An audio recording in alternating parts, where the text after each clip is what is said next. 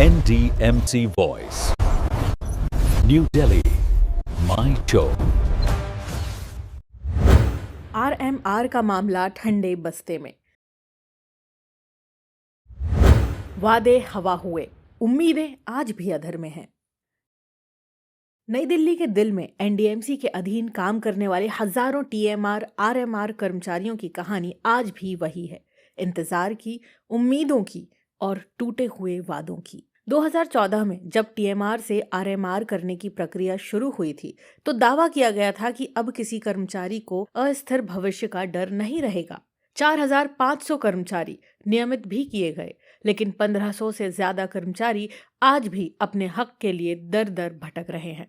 नई दिल्ली से विधायक प्रवेश वर्मा, दिल्ली कैंट से विधायक वीरेंद्र कादियान, एनडीएमसी के वाइस चेयरमैन कुलदीप चहल, सदस्य दिनेश प्रताप सिंह, सरिता तोमर और अनिल बाल्मीकि, सभी ने कहा था चुनाव के बाद सबसे पहले टीएमआर से आरएमआर और आरएमआर से नियमित करने की प्रक्रिया पूरी की जाएगी। लेकिन एक दशक बीत गया, वादे ठंडे बस्ते में चले गए और कर्मचारियों की फाइलें धूल में दब गईं।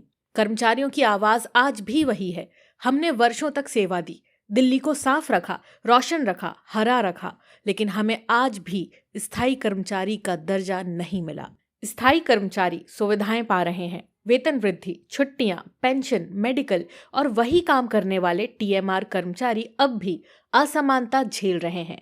हर मीटिंग में सिर्फ आश्वासन, हर बार वही शब्द विचाराधीन। कभी फाइल आगे बढ़ती हैं, कभी पीछे लौट जाती हैं और बीच में पिसता है सिर्फ कर्मचारी का भविष्य।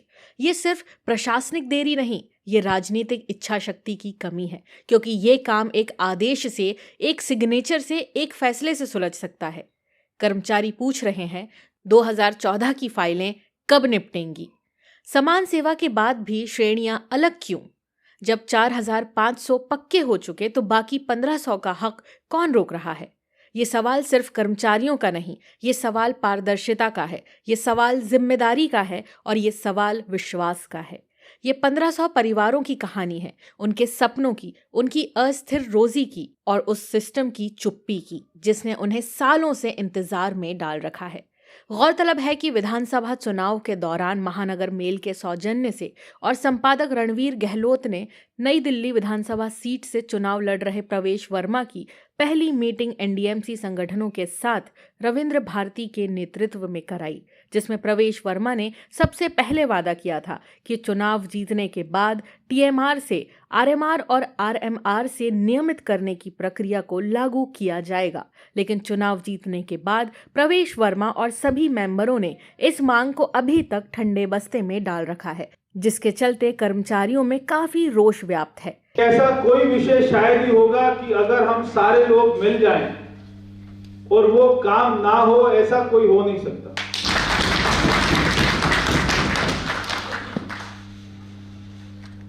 आपने यहां पर अपनी जो मांगों को उठाया है, चाहे वो 7 पे कमीशन जो अभी तक लागू नहीं हुआ बहुत सारे कर्मचारियों के साथ में, और चाहे वो डेथ केस के मामले हो, वो भी बहुत सारे हजारों की संख्या में पेंडिंग है, चाहे वो टीएमआर से पक्का करने की बात हो और नया टीएमआर, नया मेट्रो लागू करने की बात हो, वो भी अभी तक पेंडिंग है। और कल मैं यहां पर आया था सामने पार्क में, तो बहुत सारे जो कॉन्ट्रैक्ट के यहाँ पे एम्प्लॉयज है उनको भी पक्का करने की बात है और उनको मेडिकल के बेनिफिट्स भी नहीं मिल रहे, बहुत सारे बेनिफिट भी नहीं मिल रहे, वो भी बात है। और जब वो रिटायर्ड होते हैं तो जो यहाँ पर व्यवहार होना चाहिए वो नहीं होता, ये भी बात। मैं समझता हूं कि जो ताली है ना वो दोनों हाथ से बजनी चाहिए, वो ताली एक हाथ से नहीं बजनी चाहिए। यहीं पर ही 1-1.25 साल पहले जब आपके 4500 भाइयों को पक्का किया गया तो ये बहुत बड़ा फैसला था, बहुत बड़ा निर्णय था।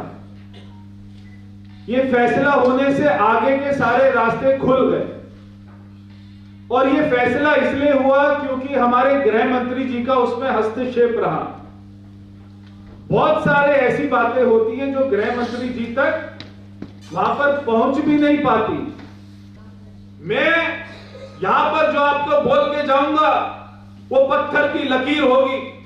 मैं दिल्ली में ही पैदा हुआ हूं, दिल्ली में ही बड़ा हुआ हूं, दिल्ली में पढ़ाई करी और दिल्ली में ही मरूंगा, कहीं छोड़कर जाऊंगा नहीं। इसलिए मेरी ये ताकत है जब मैं प्रधानमंत्री जी से बड़े बड़े काम करवा सकता हूं, गृह मंत्री जी से, और उन्होंने ही मुझको नई दिल्ली में भेजा है। जो मैं राजनीति में आया ना, तो राजनीति में आने का एक ही उद्देश्य था कि मेरे पिताजी नहीं रहे, उनके हमारी दिल्ली को लेकर बहुत सारे सपने थे, वो सारे सपने पूरे करूं और उनके सारे सपनों को साकार करूं। एक ही कारण था, दूसरा कोई कारण नहीं। आज तक जीवन में 1 रुपए का आरोप नहीं लगा मेरे ऊपर। बहुत सारे काम कराए हैं, बहुत अच्छा एक्सपीरियंस है। मैं चाहता हूं एक बार आप मुझे अपना आशीर्वाद दें, तो जब यहां से जीत कर जाएंगे, यहां के आपके सारे मकानों का, बूथों का रिजल्ट जब मैं गृह मंत्री जी को दिखाऊंगा, देखिए पहले तो नहीं आता था, अब इन्होंने दिल खोलकर हमको प्यार किया है, दिल खोलकर वोट दिया है। अब आप इनकी फाइल पर जरा साइन कर दीजिए और सारे कामों को पूरा कर दीजिए, तो मैं पूरे विश्वास के साथ कह सकता हूं वो 1 मिनट की देरी नहीं लगाएंगे आपकी फाइलों पर साइन। एनडीएमसी ऑटोनोमस बॉडी है, सारी ताकत है, काउंसिल है, सारा बजट है, सब कुछ है, तो हो ही जाएगा। मैं कह रहा हूं फिर भी आपके बेटे की, आपके भाई की इतनी ताकत है कि वो ऊपर तक।